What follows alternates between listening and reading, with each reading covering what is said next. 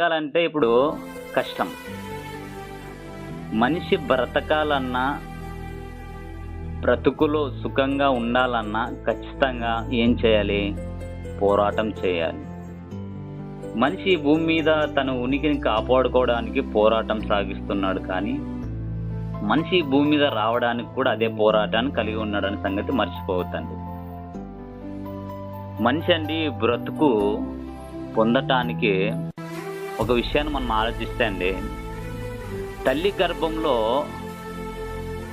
ఎంత మనం పోరాడితేనే బయటకు రాగలమో ఆ సంగతి మీకు తెలుసో తెలియదు, కానీ సుమారండి తల్లి గర్భంలోన 60 నుంచి లేదా 150 మిలియన్ శుక్ర కణాలు తల్లి గర్భంలో పోరాటండి చాలా ఫైట్ చేస్తాయి.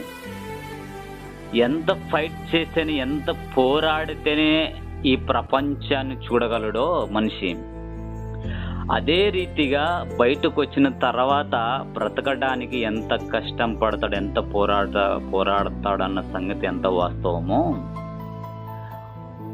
ఇది తాత్కాలికంగా బ్రతికే కొన్ని జీవితాల కోసమే, లేదంటే 60-70 సంవత్సరాల కోసమే తాత్కాలికంగా పోరాడుతున్న ఒక మనిషి నిత్య జీవం కోసం పోరాటం చేసే ఆలోచనలు మాత్రం లేరండి.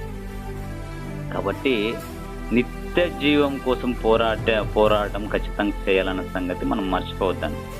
ఒక విషయాన్ని యేసుక్రీస్తు వారు దగ్గరికి కొంతమంది శిష్యులు ఒక సందర్భాన్ని తీసుకొని వచ్చారు. ఏమంటారంటే, ప్రభువా రక్షణ పొందువారు కొద్దిమందేనే అనికేసి ఒక మాట ప్రస్తావిస్తారు. ఎవరి దగ్గర? యేసుక్రీస్తు వారి దగ్గర. ఒకసారి చూస్తారా మాట? లూకాసు వార్త 13వ అధ్యాయము 23-24 చదవన్నాను. ఒకడు ప్రభువా రక్షణ పొందువారు కొద్ది మంది అని ఆయన వాటికి ఇరుకు ద్వారమున ప్రవేశించు పోరాడు అనేకులు ప్రవేశింపజూతుడు అని మీతో చెప్పు. చాలాగా ఇప్పుడు ఒక విషయాన్ని మనం ఆలోచిస్తే అండి, యేసుక్రీస్తు వారిని ఒక మాట అడిగారు ప్రశ్నగా. ఏమని? ప్రభువా రక్షణ పొందువారు కొద్దిమంది అంటే యేసుక్రీస్తు వారు సమాధానం చెప్తూ వాళ్ళు ఏమన్నాడంటే ఆయన ఇరుకు ద్వారం ప్రవేశించి పోరాడుడి అన్నాడు. అంటే ఆ సంగతిలో యేసుక్రీస్తు వారు అపోస్తులకు చెప్తున్నాడంటే ఇరుకు ద్వారం ప్రవేశించి పోరాడుడని అనేకులు ప్రవేశించి చూచిరా, వారి వల్ల కాదు గనక రక్షణ పొందువారు కొద్దిమందే అని అన్నాడు. అంటే ఏ కారణం చేత అపోస్తులకి సాధ్యం కాదన్నాడు? ఒక విషయాన్ని ఆలోచించాలి మనం. వివిధమైన శరీర కారణం వల్ల సాధ్యం కాదన్నాడా? లేకపోతే యేసుక్రీస్తు నందు పరలోకం వెళ్ళాలన్న ఒక సదుద్దేశంతోనే ఆయన ఆలోచించి చెప్తున్నాడా? ఖచ్చితంగా తెలుసుకోవాలి. ఇప్పుడు ఇరుకు ద్వారం ప్రవేశించి పోరాడాలంటే చాలా మంది ఒక విషయాన్ని ఆలోచిస్తారండి. ఈ లోతైన విషయాలు ఆలోచించడానికి ప్రయత్నిస్తాను బాగానండి. ఇప్పుడు మనము కొన్ని విషయాలు మాట్లాడుకుంటాం. ఏమని? యేసుక్రీస్తుని నమ్ముకుంటే చాలండి, వారిదే పరలోకమని చాలా మంది ప్రస్తావించేవాళ్ళు మన దగ్గరగానే మన భాషలో మాట్లాడుకుంటే ఇలా చాలా మంది కనపడుతున్నారు. ఇప్పుడు బాప్తిసం తీసుకున్న తర్వాత పరలోకానికి పోతామంటే అది సరైన అవగాహన లేకపోతున్న సమయంలో యేసుక్రీస్తు వారు కూడా ఒక సందర్భాన్ని మనకు తెలియపరిచాడు. రక్షణ పొందిన తర్వాత రక్షణలో కొనసాగకపోతే రక్షింపబడిన వారం కాము అన్న సంగతి మర్చిపోవద్దండి. ఒకవేళ అవునండి, మరి మీరు అనొచ్చు, ఇప్పుడు బాప్తిసం తీసుకున్నాము, రక్షణ పొందినాము, పరలోకానికి వెళ్ళలేమంటామా, పోరాటం చేయలేమంటామా ఆ ఇరుకు ద్వారమా అని మీరు నన్ను అడిగినా నేను ఒక విషయం చెప్తాను. రక్షణలో కొనసాగకపోతే ఖచ్చితంగా మన పరలోకానికి వెళ్ళలేము. ఉదాహరణ, మనకి ఇశ్రాయేల్ తెలుసండి. వాళ్ళ గురించి మనకి బైబిల్లో రాపించాడు దేవుడు. ఎందుకు రాపించాడన్న సంగతి చెప్తూ మీకు చెప్తాను. ఇశ్రాయేలుని ఐగుప్తు దేశం నుండి కానాను దేశానికి రప్పించాలని దేవుని ఒక ప్రణాళిక. ఒక విషయం చూస్తారా? 1 కొరింథీ 10వ అధ్యాయం 11వ వచనంలో చూడండి ఒకసారి. సంగతులు వారికి సంబంధించి మనకు బుద్ధి అరుగుటకై వ్రాయబడిన. చాలా ఇప్పుడు మనకి బుద్ధి కలగటకే వ్రాయించడం సంగతి మనకి ఇదొక్క మాట అర్థమవుతుండది. ఒకవేళ మీరు బైబిల్ 1 కొరింథీ 10వ అధ్యాయం 1వ వచనం నుంచి మీకు చదివి వినిపిస్తాను, క్లారిటీగా మీకు అర్థమైపోతుంది ఏమన్న సంగతి. నేను చదువుతాను చూడండి. 1 కొరింథీ 10వ అధ్యాయం 1వ వచనం. సహోదరులారా, ఈ సంగతి మీకు తెలియకుండా నాకు ఇష్టం లేదు. అదేమనగా మన పితరులందరూ మేఘం క్రింద నుండిరి, వారందరూ సముద్రంలో నడిచిపోయిరి, అందరూ మోషేను బట్టి మేఘములలో సముద్రంలోనూ బాప్తిసం పొందరు. అందరూ ఆత్మ సంబంధమైన ఒకే ఆహారం భుజించరి, అందరూ ఆత్మ సంబంధమైన ఒకే పానము చేసిరి. ఎలా అనగా తమ్మును వెంబడించిన ఆత్మ సంబంధమైన బండులోని తాగిరి, ఆ బండే క్రీస్తు. అయితే వారిలో ఎక్కువ మంది దేవునికి ఇష్టలుగా ఉండలేకపోయిరి గనుక అరణ్యంలో సంహరింపబడిరి. వారు ఆశించిన ప్రకారం మనము చెడ్డ వాటిని ఆశించుకున్నట్లు ఈ సంగతి మనకి దృష్టాంతములుగా ఉన్నవి. జనులు తినుటకు త్రాగుటకు కూర్చుండ్రి, ఆడుటకు లేచిరి అని వ్రాయబడినట్లు వారిలో కొందరు వలె మీరు విగ్రహారాధులై ఉండకుడి, మరియు వారి వలె మనము వ్యభిచారింపక ఇందుము. వారిలో కొందరు వ్యభిచారించి నందున ఒక్క దినమునే 23,000 మంది కూలిరి. రైట్, మీకు 9వ వచనం వరకు చదివి వినిపించానండి. ఇప్పుడు ఐగుప్తు నుండి ఇశ్రాయేలుని కానాను దేశానికి రప్పించాలన్న సంగతి రక్షింపబడిన వారిగా మనకు కనపడుతున్నారు. రక్షణలోకి వచ్చిన తర్వాత ఇప్పుడు పాలు తేనె ప్రవేశించు కానాను దేశానికి వెళ్ళాలి. ఇప్పుడు ఎవరైతే రక్షింపబడ్డారో వాళ్ళందరూ పాలు తేనె దేశానికి వెళ్ళాలంటే దేవుడు చెప్పినట్టుగానే బ్రతికితేనే వెళ్ళడానికి అవకాశం ఉంటుంది. ఇప్పుడు దేవుని దృష్టికి చెడ్డవారై ఉన్నారంట, వ్యభిచారికులుగా ఉన్నారంట, నరహంతకులుగా ఉన్నారన్న సంగతి ఆ భావనలో మనం ఆలోచిస్తే కనపడుతున్నారు.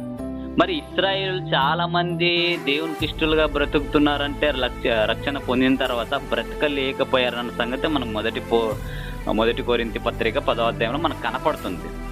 మరి అలాంటప్పుడు రక్షింపబడిన తర్వాత రక్షణలో కొనసాగకపోతే దేవుడు చూసినంత వరకు చూస్తాడండి.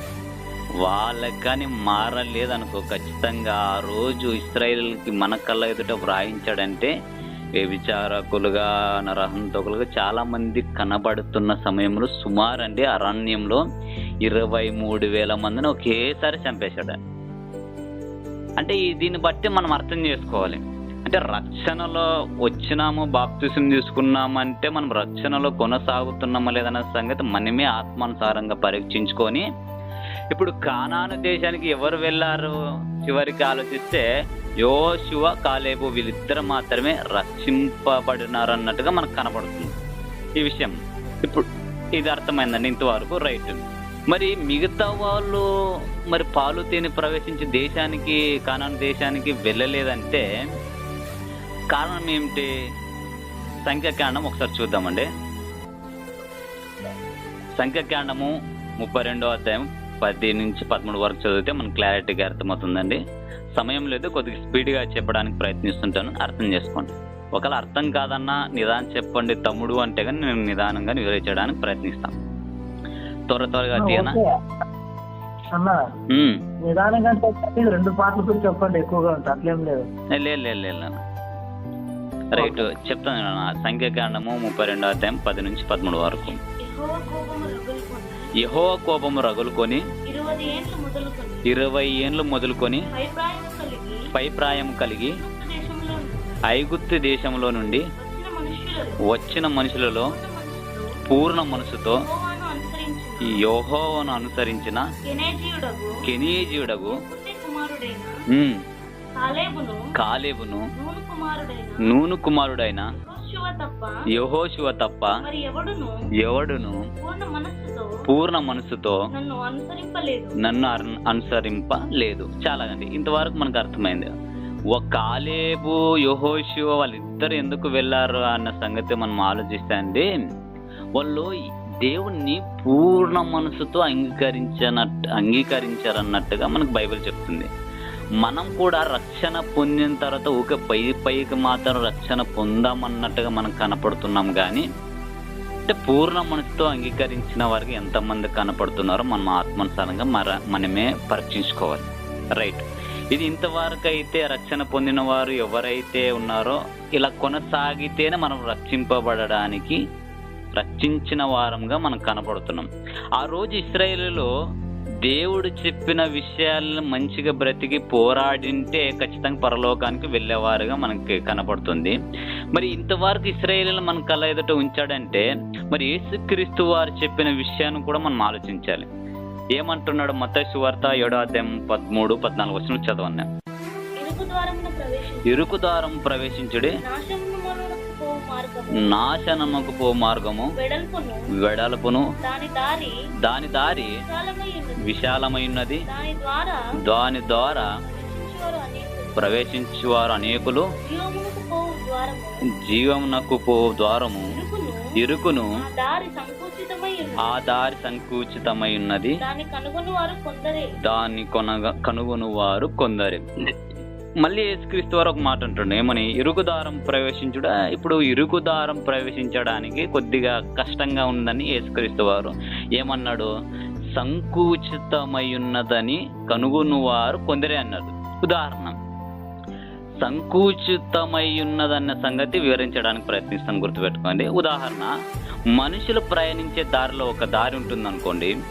ఆ దారిలో ప్రయాణించినంత వరకు ఆ దారి బాగానే ఉంటుందండి.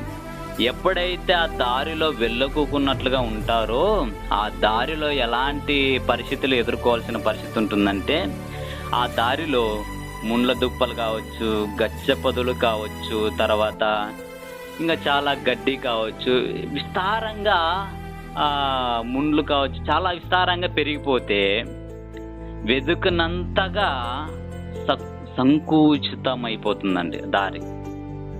మన భాషలో మనం మాట్లాడుకుంటండి, చేనులో కావచ్చు, లేదంటే అడవిలో కావచ్చండి. ఇప్పుడు అడవికి పైన గొట్టికండి మనం ప్రయాణం ఒక దారి ఉంటుంది అనుకోండి. అడవికి పైన గొట్టికి మనం ప్రతిరోజు నడిస్తే, లేదంటే భక్తులు నడిచే వాళ్ళు చాలా మంది కనబడుతుంటారు. అలాంటి దారి అండి ఒక్కసారి మానేసి, లేదంటే 1 year 2 years లేదంటే 10 సంవత్సరాలు కావచ్చు, ఆ దారిలో వెళ్ళుకోకున్నట్లుగా ఉంటే ఆ దారి ఎలా ఉంటుందండి? చెట్లు, పెద్ద పెద్ద చెట్లు, ముండ్లు చాలా కనపడుకోకున్నట్లుగా పోతుంది. ఇది ఎంత వాస్తవమో మనము ఇరుకుదారం ప్రవేశించుకోకున్నట్లుగా పోవడమే కూడా అంతే వాస్తవం అండి. కాబట్టి ఈ భూమి మీద అలా ఉండడానికి మనుషులు ఆ దారిని కనుగోలేకపోవడానికి కారణాలు ఏమైనా ఉన్నాయంటే కొన్ని ఉన్నాయండి. బైబిల్ చెప్తుంది. చిన్నరెడ్డి ఉన్నారు. ఆదికాండము 6వ అధ్యాయం 12వ వచనం చూసినట్లయితే, అంటే ఈ సంకుచితమైన దారి అంటే దారిని కనుగోలేకపోతున్నారంటే ముందుగా మనుషులు చేసే తప్పు ఏముందని ఆలోచిద్దాం. 6వ అధ్యాయము 12వ వచనం చదువుతాం. దేవుడు భూలోకమును చూచినప్పుడు అది చెడిపోయి ఉన్నది, భూమి మీద సమస్త శరీరులు తమ మార్గమును చెరిపి వేసుకొని ఉన్నారని.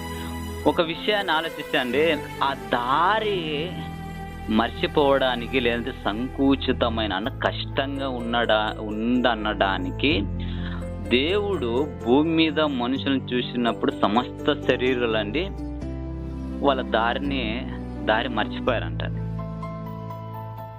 దేవుడు చూస్తున్నాడు, నా పిల్లలు మంచి మార్గంలో నడుస్తారన్న సంగతి ఆనాటి భక్తుల నుంచి మొదలుకొని ప్రవక్తల నుంచి మొదలుకొని దైవజనుల నుంచి మొదలుకొని ఆ దారిలో వెళ్ళాలని దేవుని ఆలోచన ఉంటే సమస్త శరీరాలు ఏమైపోయినారండి? తమ మార్గమును చెరిపి వేసుకున్నారండి. అంటే మంచి మార్గంను చెడిపి వేసుకున్నారండి. మరి అలాంటప్పుడు రోమపత్రికలో కానీ పౌలు గారు మంచి మాట మాట్లాడతాడండి. రోమపత్రిక 3వ అధ్యాయం 11-12